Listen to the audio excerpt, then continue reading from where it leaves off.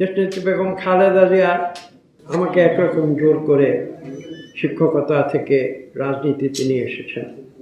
একথা আজ আমার অকপটে স্বীকার করতে কোনো দ্বিধা নেই। অনেকে সমালোচনা করেছে, তুমি কেন শিক্ষকতা ছেড়ে, আমার তখন যারা শুভাকাঙ্ক্ষী ছিলেন, শিক্ষকতা করে ছেড়ে এই অচেনা রাজনীতির পথে, এই অজানা রাজনীতির পথে, এই অনিশ্চিত রাজনীতির পথে তুমি কেন যাচ্ছ? আমি যেদিন আমাদের নির্বাচনী প্রার্থিতা নির্ধারিত হয় সেই দিনটির কথা আমার মনে পড়ছে, 1991 সালে, 90 সালের শেষ দিকের কথা, 91 শুরুর দিকের কথা। আমি কার্জন হলে বসেছিলাম। তখন দেশনেত্রী বেগম খালেদা জিয়া, আমি সেখানে সেই ইন্টারভিউ যাকে বলা হয়, এমপি হবার যে ইন্টারভিউ, যে প্রক্রিয়া আমাদের বিএনপি দলের ভেতরে আছে, আমি সেখানে হাজির হই নাই। আমি সেই ইতিহাস আপনাদের সামনে আজ বলছি। দেশনেত্রী বেগম খালেদা জিয়া এক ব্যক্তিকে কার্জন হলে পাঠিয়েছিলেন। এখানে যারা বয়োবৃদ্ধ আছেন তারা হয়তো সেই ইতিহাস জানতে পারেন বা নাও জানতে পারেন। একটি জিপ গাড়িতে তিনি এসেছিলেন।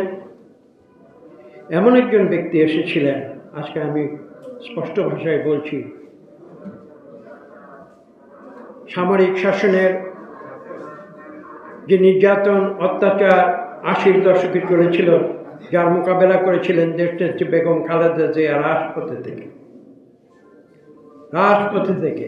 তখন এমন সময় গিয়েছে যখন বেগম খালেদা জিয়াকে তিনি ঘরে থাকতে পারেননি, রাতে অন্যত্র তাকে সামরিক স্বৈর শাসককে মোকাবেলা করার জন্যে দেশনেত্রী বেগম খালেদা জিয়াকে রাজনৈতিক কৌশল অবলম্বন করতে হয়েছে। এবং ঠিক তেমনই একজন ব্যক্তি যার বাড়িতে তিনি রাত কাটিয়েছেন, তাকে পাঠিয়েছিলেন আমার কার্জন হলে। এবং তিনি একটি ভাঙা একটি জিপ নিয়ে এসেছিলেন। আপনারা যারা বয়োবৃদ্ধ ব্যক্তি তারা জানবেন, দ্বিতীয় মহাযুদ্ধে ব্যবহৃত হতো একটি উইলি জিপ বলে। উইলি জিপ, আপনারা নতুন প্রজন্ম এগুলো জানে না, তাদেরকে গুগল ঘাটতে হবে, ইতিহাস ঘেটে এগুলো জানতে হবে। একটি ভাঙা উইলি জিপ দিয়ে কার্জন হলে পাঠিয়েছিলেন ওই ব্যক্তিকে, তিনি খুঁজে ওই ব্যক্তিকে আমার কাছে পাঠিয়েছিলেন, যার বাড়িতে তিনি 80-র দশকে স্বৈরাচারী সামরিক সরকারের বিরুদ্ধে আন্দোলনের সময় রাত কাটিয়েছেন। এবং তিনি এসে কার্জন হলে আমাকে বললেন যে আপনাকে যেতে হবে। কোথায় যাব? দেশনেত্রী বেগম খালেদা জিয়া আমাকে পাঠিয়েছেন আপনাকে উঠিয়ে নিয়ে যাওয়ার জন্য, আপনাকে রাজনীতিতে আসতে হবে। 1991 থেকে আজকে 2026 সাল, 45 বছর।